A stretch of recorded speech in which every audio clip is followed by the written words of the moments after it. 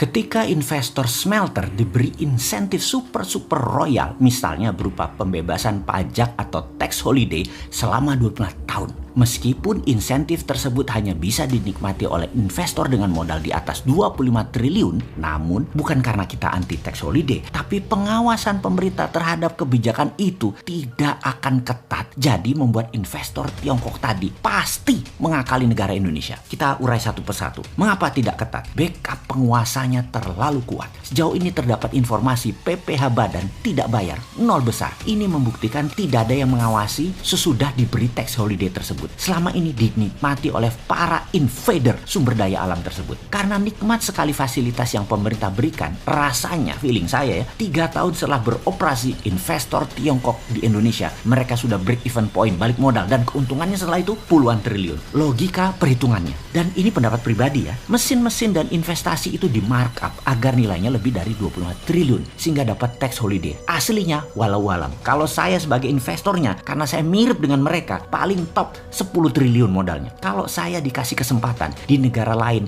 yang kasih tax holiday, Vietnam gitu misalnya kasih saya akan bangun pabrik nilainya 25 triliun. Ambil sumber daya alam Vietnam dalam 5 tahun habis sampai nol kalau perlu. Dan sudah balik modal dalam 5 tahun. Mau ganti pemimpin nantinya, mau kebijakan nantinya diubah oleh penguasa baru, kita udah tiong-tiong dapat cuan. Paling top nilai asli investasi kembali lagi 10 triliun. Apakah pengusaha Tiongkok nggak seperti itu? Jujur, tindakan penguasa Tiongkok di Indonesia itu tindakan nasionalisme bagi bangsanya dan negaranya. Namun bagi orang seperti saya, melihat perilaku pejabat dan penguasa Tiongkok itu sebagai invader sumber daya alam Indonesia. Ini pendapat saya, logika saya yang goblok. Anda sahabat jangan ikut-ikutan saya. Anda harus punya analisa sendiri. Logika lain lagi, kalau kita pengusaha Tiongkok dengan aturan yang tidak boleh ekspor or mentah nikel, maka kita jadi raja pengendali harga nikel. Itulah mengapa smelter gede-gedean dibangun di Indonesia. Karena harga biji nikel yang jauh lebih murah, mereka mendekatkan pabriknya, dalam istilahnya membuat pabrik adalah mine mouth, di mulut tambang, agar tidak ada biaya angkut atas barang yang tidak dipakai atau impurities. Lalu fakta lapangan lain lagi adalah pekerja yang didatangkan dari luar negeri tersebut tidaklah menggunakan visa pekerja, melainkan berstatus turis. Wes stop lah pokoknya. Hal ini kembali menggerus penerimaan negara. Harusnya kan ada pajak pendapatan negara dari pekerja internasional tadi yang kita dapati. Tapi ya sudahlah. Dalam urusan tenaga kerja ini diklaim oleh pejabat pelindung bisnis Tiongkok tersebut, dikatakan mengapa 90% pegawainya diimpor langsung dari Tiongkok? Karena tenaga kerja Indonesia tidak mampu.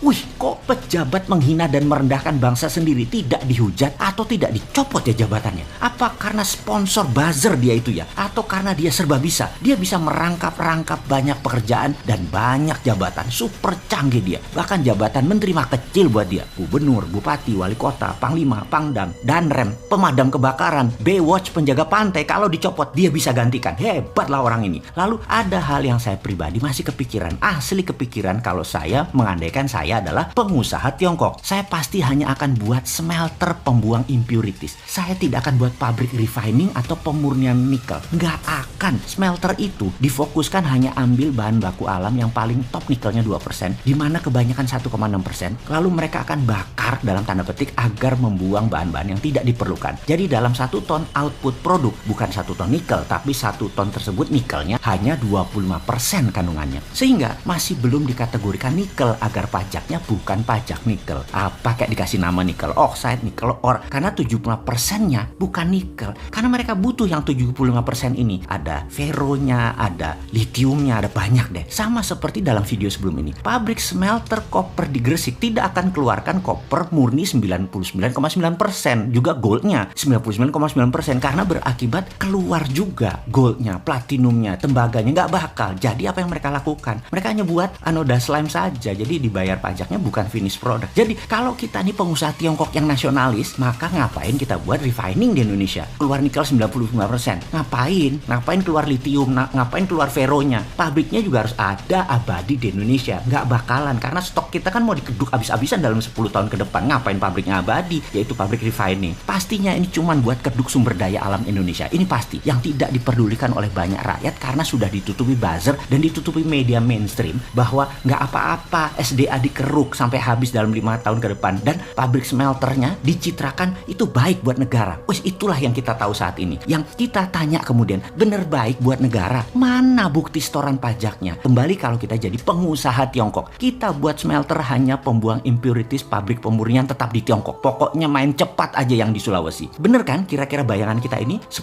tahun, itu tinggal 4 tahun lagi. 2 tahun lagi BEP, 2 tahun full gaspol gigi 5 puluhan triliun disedot. Pejabat baru 2024 keras terhadap sumber daya alam, mereka cabut dari Sulawesi. Sudah ambiar bonyok tuh sumber daya alam. Mungkin sudah tidak mineable atau tidak layak ditambang. Bukan habis depositnya, tapi rusak karena cara nambangnya yang aneh. Mereka yang lakukan adalah namanya brutal mining. Hajar yang paling cepat dan paling besar kandungannya di permukaan saja. Yang agak dalam dan kecil kandungannya. Kalau cara tambangnya benar, tetap bisa ditambang sampai habis. Namun cara mereka saat ini kalau kita lihat nambangnya, karena waktu kepepet, stok apa aja disikat cepat. Tapi ini kan pengandaian ya. Kalau kita jadi pengusaha Tiongkok, kalau kita pengusaha Indonesia di Vietnam yang dapat fasilitas tax holiday 2%, pasti kita akan markup. SDM juga bawa dari Indonesia. Kita hajar 10 tahun rata tanah tuh aset Vietnam. Finish produk tetap di tanah air Indonesia tercinta. Paham?